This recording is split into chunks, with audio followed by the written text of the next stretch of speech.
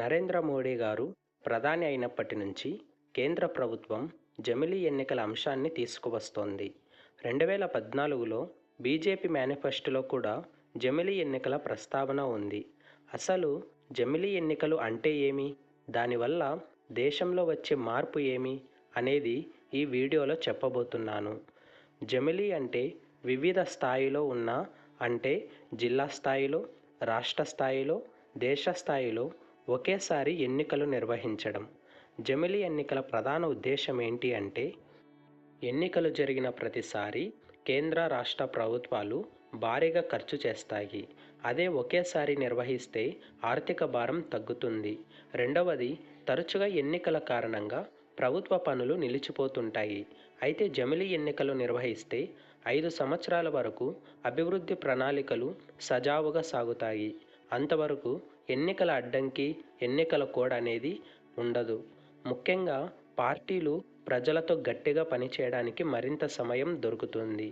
అంతేకాకుండా ఎన్నికలలో చాలామంది రాజకీయ నాయకులు నల్లధనం పెద్ద ఎత్తున ఉపయోగిస్తున్నారు.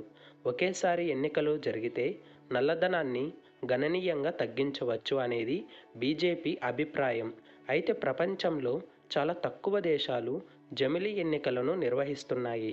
అందులో సౌత్ ఆఫ్రికా, బెల్జియం, స్వీడన్ దేశాలు జమిలీ ఎన్నికలను నిర్వహిస్తున్నాయి. కానీ జనాభా పరంగా ఇవి మన దేశం కంటే చాలా చిన్న దేశాలు. దేశవ్యాప్తంగా ఒకేసారి పార్లమెంటుతో పాటు రాష్ట్రాల అసెంబ్లీలకు ఎన్నికలు నిర్వహించాలంటే 6 రాజ్యాంగ సవరణలు చేయాల్సి ఉంటుంది. మొత్తం 28 రాష్ట్రాలలో 14 రాష్ట్రాలు జమిలీ ఎన్నికలను ఒప్పుకోవాలి. అయితే జమిలీ ఎన్నికలు అనేవి భారతదేశానికి కొత్తేం కాదు. మన దేశానికి స్వాతంత్రం వచ్చినప్పుడు మొదటిసారిగా 1951 to 1952, 1957, 1962, 1967 సంవత్సరాల్లో లోక్సభకు, రాష్ట్రాల శాసనసభలకు ఏకకాలంలో ఎన్నికలు జరిగాయి. తర్వాత వివిధ రాష్ట్రాల్లో వివిధ కారణాలతో ప్రభుత్వాలు కూలడం వల్ల మధ్యంతర ఎన్నికలు వచ్చాయి. అప్పటి నుంచి రాష్ట్రాల అసెంబ్లీ ఎన్నికలు సంవత్సరాలు మారిపోయాయి. ప్రస్తుత పరిస్థితుల్లో వీటన్నింటినీ రానున్న సార్వత్రిక ఎన్నికలతో కలపాలంటే కొన్ని రాష్ట్రాల అసెంబ్లీల గడువును పెంచడమో లేదా మరికొన్నింటిని తగ్గించడమో చేయాలి.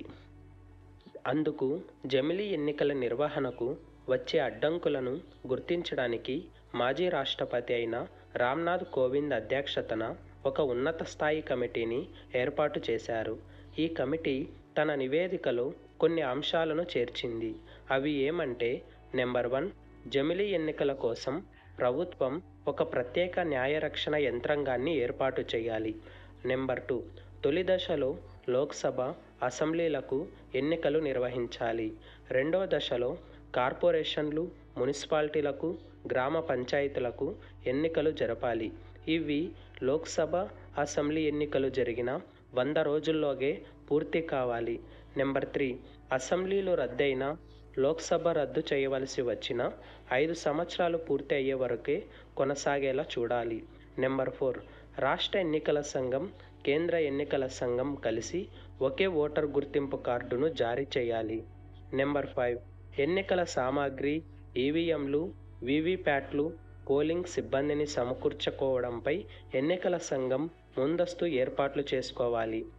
అంతేకాకుండా జమిలీ ఎన్నికలు నిర్వహించాలంటే రాజ్యాంగంలో సవరించాల్సిన 6 ఆర్టికల్స్ అవేమంటే, నెంబర్ 1, ఆర్టికల్ 83.